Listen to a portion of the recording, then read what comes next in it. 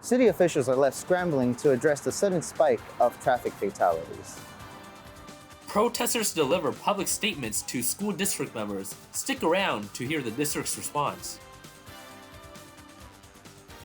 From the School of Journalism and Mass Communications at San Jose State University, your source for what's happening with a fresh perspective on today's issues. You're watching Update News. Welcome to Update News. I'm Jonathan Schaefer. And I'm Jesus Telitude. A massive fire at the Home Depot in South San Jose this past weekend is still under investigation. As the San Jose Fire Department battled the inferno, a neighboring veterinary hospital had just minutes to evacuate dozens of animals to safety. Thick black smoke filled the air Saturday evening after a 5-alarm fire erupted at the Home Depot on Blossom Hill Road in South San Jose.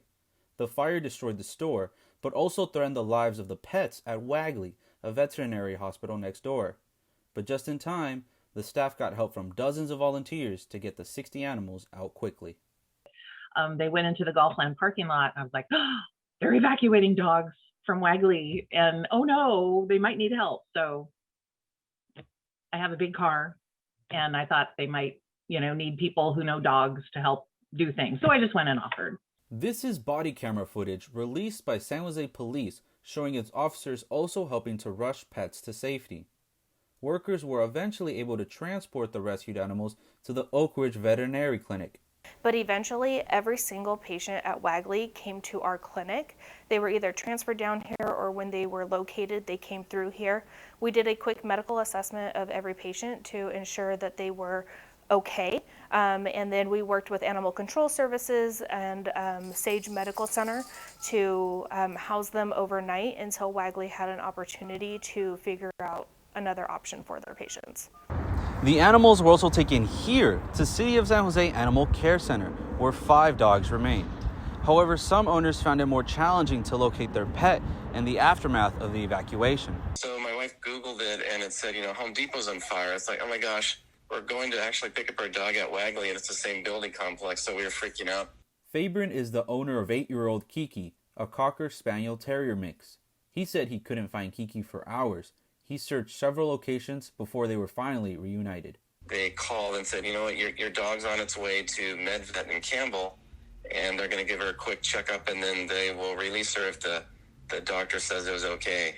And so we finally got to take her home at 11 o'clock at night, but it was one very long, stressful, and emotional roller coaster for us. Wagley's website says it is temporarily closed because of the damage from the fire. Rising gas prices are taking their toll on gig workers who drive for rideshare and delivery services. Drivers working with Uber, Lyft, and DoorDash say they're taking the hit. It's left some of them wondering if it's worth the ride. Reporter Allison Cruz has the story. The average price for a gallon of gas hit $5.70 in the Bay Area, according to AAA. Some of the drivers I spoke with question if it's worth taking money out of their own pockets working with rideshare, since the employees' pay is directly related to the number of miles they drive each week. Basically be my whole paycheck for one whole day. And I go through a whole tank in like 4 to 5 days. So every 4 to 5 days I have to spend $65 to $70 to refill a tank. Betty Tichane has balanced both work and school to make ends meet, but with the recent jump in gas prices, she says it is just not worth it anymore. No, I think before it was a little bit manageable because at least it would just be like half. It would be like around $30 to fill it, so I would still have some leftover cash. But now usually I see myself pulling more hours to make up for the loss. With no end in sight for the increase in gas, drivers hope they can see more from the company they work with. It's messing me up, man. I don't know, because it's just like, before it was $20 to fill up my tank, and now it's like 60 or 70. I just don't know what to do, because it's like I drive the people around, and then I'm driving everywhere, and then eventually I just got to refill my tank. It's just a sad day. Online, both Uber and Lyft say they've taken steps to try to help their driver by increasing minor surcharges to the cost of most trips. They also suggest riders can help by leaving an extra tip. In San Jose, I'm Allison Cruz, Update News. San Jose has seen a big spike in pedestrian traffic deaths since last year. The number of people struck and killed by cars has nearly tripled. Reporter Christian Truhanu has more on how the city plans to make the streets safer for everyone. You see them all the time. Speeding cars, pedestrians jaywalking, and bicyclists who just get a little too close to the cars. But what you don't see are the consequences. So far this year, 24 people died in a traffic collision, almost triple the number this time last year. The cause? City officials are tying this spike to the economy reopening in 2021, which means traffic is back. But they also say it's linked to the city's infrastructure. We have a lot of ground to cover to kind of reverse some of the infrastructure design work that was done through the 60s and 70s that was only concerned about getting people around in a car quickly and conveniently. Another alarming trend they discovered is the growing number of unhoused people killed in traffic collisions. In 2018, there was one homeless pedestrian killed by a car. This year, that number jumped to 18. There was an intersection of Almaden Expressway and Foxworthy Avenue, where there were 2 pedestrians killed in one incident, and then separately a bicyclist in a different incident. Mintz Roth said the city is working to get reflective vests and bicycle lights for the homeless. Another solution, targeting high-risk roads to make them safer. The 70 miles of needed road repair is called Quick Build Projects. It includes speed limit enforcers, fencing to keep people from jaywalking, and adding crosswalks where there are none. But citizens will still have to take some personal responsibility. We really, on a wide street like Monterey, want to encourage pedestrians to use the marked crosswalk and to cross when they have the green. We really need to all make a concerted effort to personally do the right thing on the street. State legislation could also soon be passed, which would allow cities to implement speed enforcement cameras, which would make getting speeding tickets at intersections like these much easier. In San Jose, I'm Christian Trujano for Update News. A follow-up to a story we brought to you last month. Maintenance workers on the San Jose State campus rallied again this week, calling for a fair contract. Now their union has set a possible strike date. Reporter Grace Pang has that story. Teamsters Local 2010 represents over 14,000 administrative, clerical, and skilled trades workers at the California State University system that includes San Jose State campus. These are the folks that repair dorms and classrooms, service campus labs, and maintain critical infrastructure statewide. The workers accused CSU of dragging its feet and say they've been trying to get a new bargaining agreement for nearly 3 years. Step raises are periodic increases in a general schedule employee's rate of basic pay from one step of their position to the next higher step of that grade. Teamsters say skilled trade workers are the only state employees who continue to be denied step raises after the state halted them more than 20 years ago. Yeah, this is our lunch hour right now. In fact, if they catch me out here, I have 3 minutes. June 30th, our contract expires. So the no strike clause ends. And that could tentatively mean an actual strike. The workers first protested on March 22nd, and now they're demonstrating again and say their union has set a tentative strike date for the end of June. SJSU referred us to CSU for a comment on the workers' claims. We have yet to hear back from the university system, and we will keep you posted on the next moves. In San Jose, I'm Grace Pang for Update News. A group opposed to having campus police at San Jose Unified District schools was back at it again, this time protesting at a board meeting. The members say they want police gone through campuses, even though there was a recent stabbing at one of the district high schools. Reporter Sandow has the story.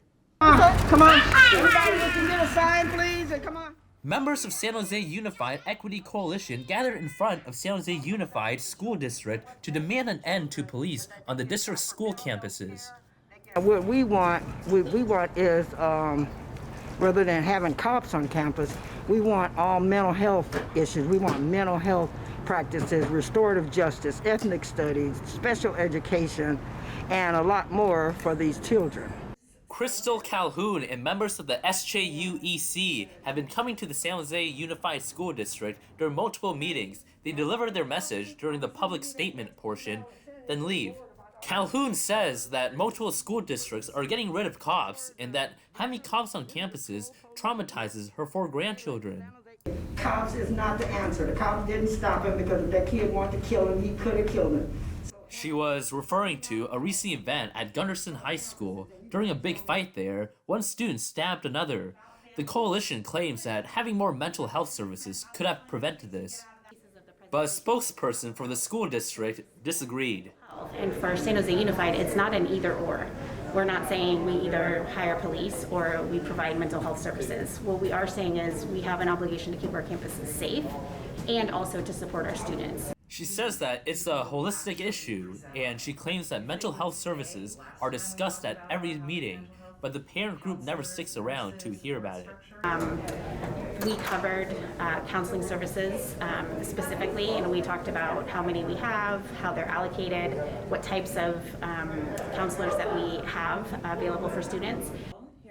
Maddox states that the SJU SD invests significantly more on mental health and that the district does have a contract with the police. Both sides are digging at each other's heels. The board is planning on having another meeting on the 28th. However, it would seem as if the situation is not going to change at all. Reporting in San Jose, Sandow, Update News. When we come back, I'm Cameron Lanfield, and I'll be bringing you the weather after this break. There's another critical coin shortage. Why more places are asking for cards rather than cash.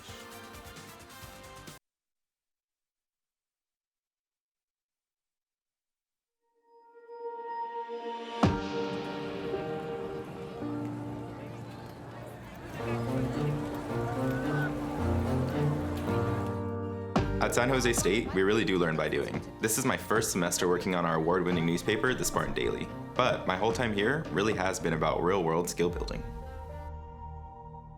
Professors like Diane Gurazi continue their work in journalism while bringing that knowledge back to us in the classroom each semester. Then we're on the Spartan Daily, Update News, or the Spear.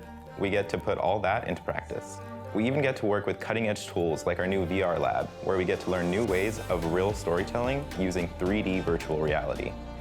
Our students have many opportunities to work in newsrooms that function like the ones they will encounter in their professional careers. Here in Update News, for instance, we produce a weekly show that is aired on local access television in San Jose, and we produce video news that is digital first. Students will get experience as producers, anchors, and field reporters. The Spartan Daily, our award-winning student newspaper, has not missed a scheduled publication date in more than 80 years and remains one of the longest-standing papers of its kind in the Western United States. Through classroom instruction and our newsroom labs, we give our students the tools to succeed and create their own bright futures. Learn by doing. If you're interested in joining our program, visit our website for more information.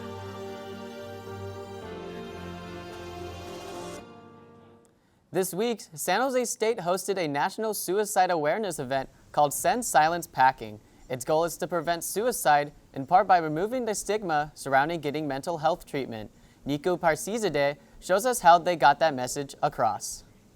They found a way to represent the personal stories of many of the lives lost to suicide using backpacks. It's a display designed first to get your attention, then to send you a message. Across San Jose State's Tower Lawn, 1,000 backpacks, each of them telling a story. The story of someone lost to suicide. Struck me very quickly just because of the sheer amount of backpacks. So when I came up upon them and started reading what was going on, it struck my heart a lot just because I know I'm a survivor of this situation, as much as knowing that people in my life have also passed away from suicide. So I think that this event is extremely important to bring awareness. San Jose student Madison Menez is on the board of the organization behind the project. Send Silence Packing is a traveling display that is associated with the national nonprofit organization Active Minds. It is basically a display of 1,000 backpacks that represent students that have been lost to suicide, and the stories on them are actually written by loved ones. What's the message they hope students will get? You are not alone, help is available, and we each play a role in changing the culture around mental health, and talking about your concerns is key. Our aim is really to increase the awareness around suicide, especially Remember, the experts say, it's okay to not be okay, but let's talk about it. In San Jose, I'm Niku Parsizadeh, Update News. Around the country, there are signs that after a lull, the number of new COVID cases is on the rise again. Many colleges are reinstating their indoor mask policies, citing student safety. Here at San Jose State, the indoor mask mandate never left. And now the university's interim president says it will stay in place through the end of this semester. That includes graduation ceremonies. What do students think of that? Zoma Kanoui got these reactions in this week's State of the Spartans.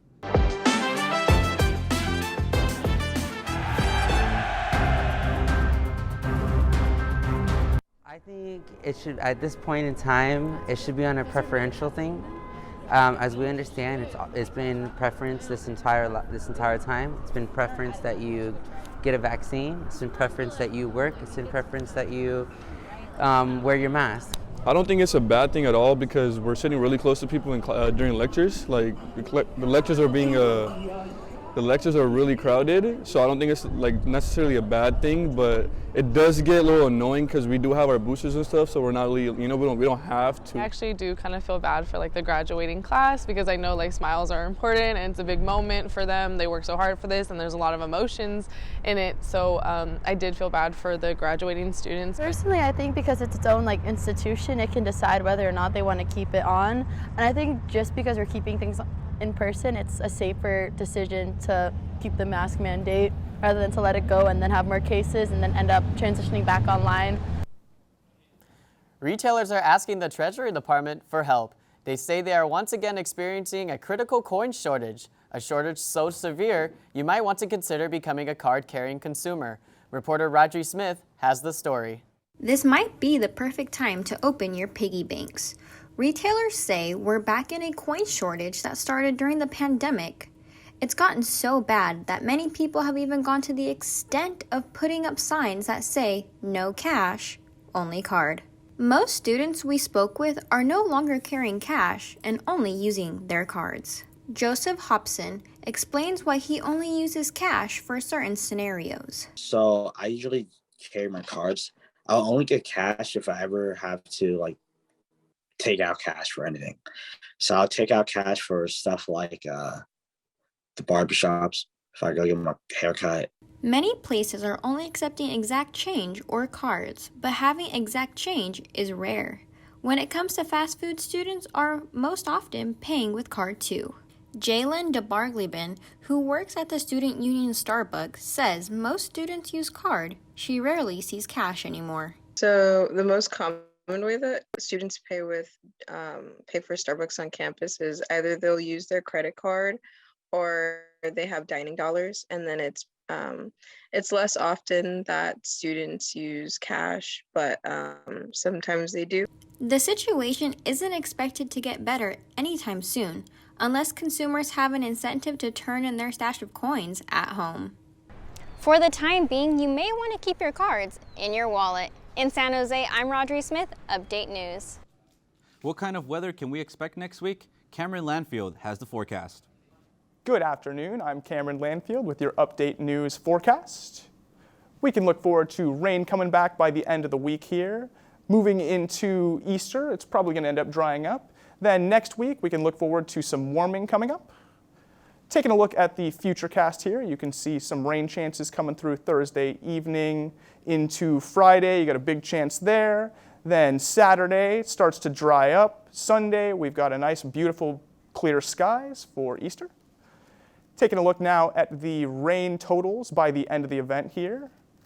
Take a look at Los Gatos and Scotts Valley. That's particularly intense. In Sunnyvale, San Jose, Fremont, as usual, low numbers from the rain shadow effect from Scotts Valley there. Take a look at that Guerneville as well, big. Now into the 7-day forecast for Santa Cruz. You can see that rain at the beginning there, Friday, Saturday, cooling a bit through the weekend and then heating back up to the mid-60s by next week. San Francisco, same story. You got that rain there Friday, Saturday, bit of cooling and then back up a bit by next week, 64. Oakland, same story.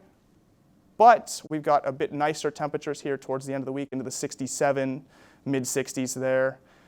San Jose, pretty cold night on Friday there at 52 when the rains come through.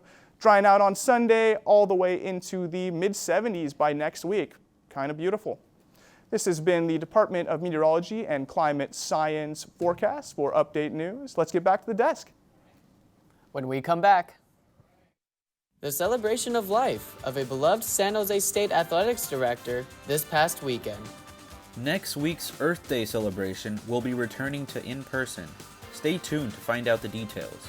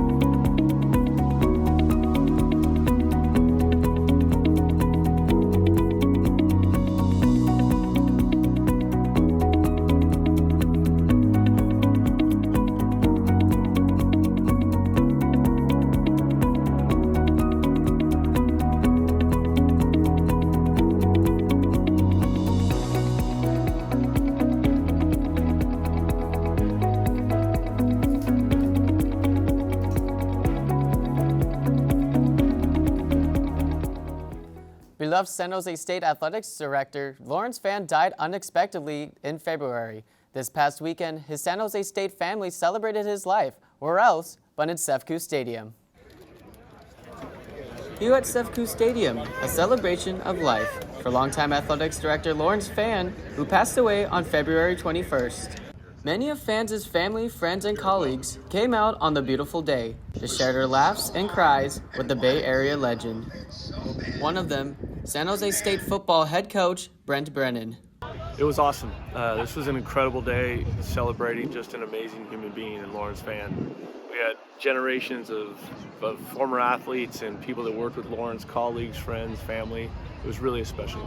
Fan spent 4 decades with San Jose State, including being inducted into the College Sports Information Directors of America's Hall of Fame. And everyone who took the podium that day said that his job was finally done. About San Jose State sports, support San Jose State sports, on and on. Lawrence, your work is done. Thank you. To honor Fan, San Jose State officially introduced a media relations internship under his name. So we're going to create an internship program in his honor as a way to keep that legacy going of what Lawrence Fan has started for during his 42 years of employment at San Jose State, and something that was very, very important to him as a person. Lawrence Fan impacted San Jose State through his passion for sports, and the legacy he created and left on our campus will continue to be honored and remembered. Earth Day is just around the corner. It will be the first time we mark the occasion in person since the pandemic began. On the San Jose State campus, the Environmental Resource Group will hold a special celebration that includes remembering the lives lost during the pandemic. Reporter Brianna Mathaw has a preview. Spring signals a new beginning. Part of our new reality is that the pandemic is still with us, but more and more we're able to do things in person. Next week's Earth Day celebration is one of them. As we celebrate the first spring after the pandemic, it gives humans a new reality on how we should take care of our planet. For years, San Jose State's Environmental Resource Center has held an event for Earth Day. Our main goal is just to spread the message of sustainability on campus through different projects and programs. This year, we're focusing on bringing back our Earth Day Resource Fair, which was last held in 2019. By hosting an Earth Day event, their goal is to demonstrate new environmental behaviors that will help save the planet. They hope it will help students embrace those new behaviors designed to help reduce their environmental footprint.